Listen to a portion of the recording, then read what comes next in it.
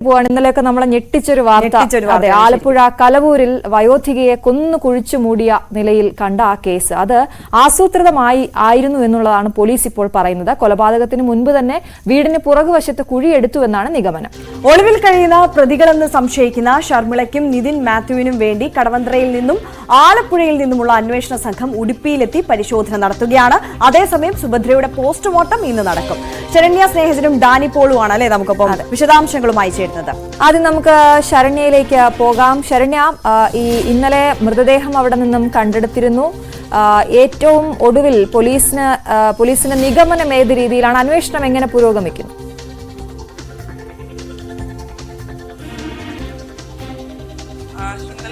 നിങ്ങൾ എല്ലാവരും പറഞ്ഞതുപോലെ തന്നെ വളരെ ഞെട്ടിക്കുന്ന സംഭവങ്ങളാണ് കുറച്ചു കാലങ്ങളായി ആലപ്പുഴയിൽ ഉണ്ടായിക്കൊണ്ടിരിക്കുന്നത്. 2 നവജാത ശിശുക്കളുടെ തിരോധാനം അടക്കമുള്ള കേസുകൾ, ഇത്തരത്തിൽ മൃതദേഹങ്ങൾ മറവ് ചെയ്ത സംഭവങ്ങൾ, അതിന്റെ തുടർച്ചയെന്നോണം തന്നെയാണ് ഇന്നലെ ആലപ്പുഴ കലവൂരിൽ കടവന്ത്ര സ്വദേശിനിയായ സുഭദ്രയുടെ മൃതദേഹം 73-കാരിയായ സുഭദ്രയുടെ മൃതദേഹം കണ്ടെടുത്തത്.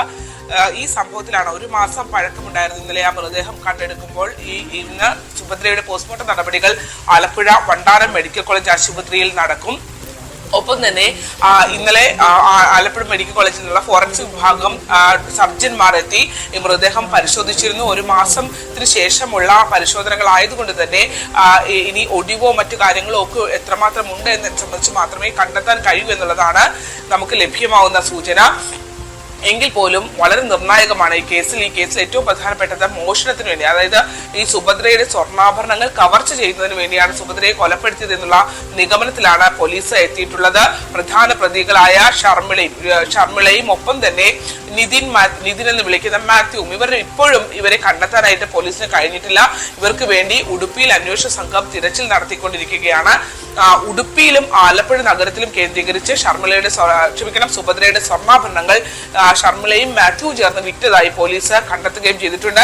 ആലപ്പുഴയിൽ നിന്നുള്ള അന്വേഷണ സംഘം ഉടുപ്പിയിലെത്തി വിവരങ്ങൾ തേടുകയാണ്. ഉടുപ്പിയിൽ നിന്നും ഇവരെ അതായത് ഇവർക്ക് ഈ ഷർമിള കർണാടക സ്വദേശിയാണ്, മാത്യു ആലപ്പുഴക്കാരനുമാണ്. ആലപ്പുഴയിൽ മാത്യു കലവൂർ കോർത്തശ്ശേരിയിൽ വാടകയ്ക്കെടുത്ത വീട്ടിൽ വെച്ചാണ് ഈ കൊലപാതകം നടന്നിട്ടുള്ളതെന്ന നിഗമനത്തിലാണ് പോലീസ്. ആ വീടിന്റെ പിൻവശം തന്നെയായിരുന്നു ഈ സുഭദ്രയെ കുഴിച്ചു മൂടുകയും ചെയ്തത്. ഇന്നലെ സുഭദ്രയുടെ മക്കളടക്കം എത്തി ഐഡന്റിഫൈ ചെയ്ത ആള് സുഭദ്രയാണ് എന്നുള്ളത് പോലീസിനോട് പറഞ്ഞിട്ടുണ്ട്. പക്ഷെ എങ്കിൽ പോലും 1 മാസം കഴിഞ്ഞ മൃതദേഹമായതുകൊണ്ട് തന്നെ ശാസ്ത്രീയമായ പരിശോധനകൾക്ക് ശേഷം മാത്രമേ സുഭദ്ര ആണ് എന്നുള്ളതിനെ സംബന്ധിച്ച് പോലീസ് സ്ഥിരീകരണം നൽകുകയുള്ളൂ. പക്ഷേ മക്കൾ ഇന്നലെ എത്തി തിരിച്ചറിയുകയും ചെയ്തിരുന്നു. ഒറ്റയ്ക്ക് താമസിച്ചിരുന്ന ആളാണ് സുഭദ്ര.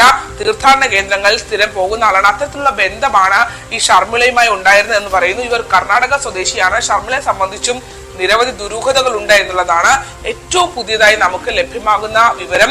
ഷർമിളയും മാത്യുവും നിരന്തരം മദ്യപിച്ചിരുന്ന ആളുകളാണ്. മദ്യപിച്ച ശേഷം മാത്യു വളരെ അക്രമാസക്തനാകുന്ന സ്വഭാവമുള്ള ആളാണ് എന്നുള്ള വിവരം നമുക്ക് ഏറ്റവും പുതിയതായി ലഭ്യമാവുന്നുണ്ട്. മാത്രമല്ല ഈ മദ്യപിച്ച ശേഷം അത്തരത്തിൽ അക്രമ സ്വഭാവം, അഴിച്ചുവിടുന്ന സ്വഭാവം മാത്യുവിനുണ്ട്. ഒരു ഘട്ടത്തിൽ ഷർമിളയും മാത്യുവും തമ്മിൽ തർക്കമുണ്ടാവുകയും ഷർമിള ഒരു ആയുധം ഉപയോഗിച്ച് മാത്യുവിന്റെ കയ്യിൽ വെട്ടി പരിക്കേൽപ്പിക്കുകയും ചെയ്തിരുന്നു. മണ്ണഞ്ചേരി പോലീസിൽ ഇത് വിവരം നൽകിയിരുന്നുവെങ്കിലും പിന്നീട് പോലീസ് എത്തുന്ന ഘട്ടത്തിൽ ഇവർ പരസ്പരം ഈ വിഷയങ്ങൾ പറഞ്ഞ് പരിഹരിച്ചുകൊണ്ട് ട്രെയിനിൽ മറ്റൊരിടത്തേക്ക് പോവുകയായിരുന്നു. അതുകൊണ്ട് ആ കേസ് വന്നിട്ടില്ല എന്നുള്ളതാണ് മണ്ണഞ്ചേരി പോലീസ് വ്യക്തമാക്കുന്നത്. അത്തരത്തിൽ എന്തെങ്കിലും അക്രമ സംഭവങ്ങൾ ആ രാത്രി ആ വീട്ടിൽ നടന്നിരുന്നു എന്നുള്ളതാണ്. അയൽവാസികളടക്കം സുഭദ്ര അവിടെ എത്തി എന്നുള്ളത് സ്ഥിരീകരണം നൽകിയിട്ടുണ്ട്. എന്നാലും 10 മണിയോടുകൂടി ആലപ്പുഴ വണ്ടാനം മെഡിക്കൽ കോളേജിൽ ഡോക്ടർ കൃഷ്ണൻ ബാലേന്ദ്രന്റെ നേതൃത്വത്തിലുള്ള ഫോറൻസിക് വിഭാഗം സർജൻമാരാണ് ഇന്ന് പോസ്റ്റ്മോർട്ടം നടപടികൾ സുഭദ്രയുടെ നടത്തുക. തീർച്ചയായും ശരണ്യാണ് വിവരങ്ങൾ നൽകുന്നത്. ഒപ്പം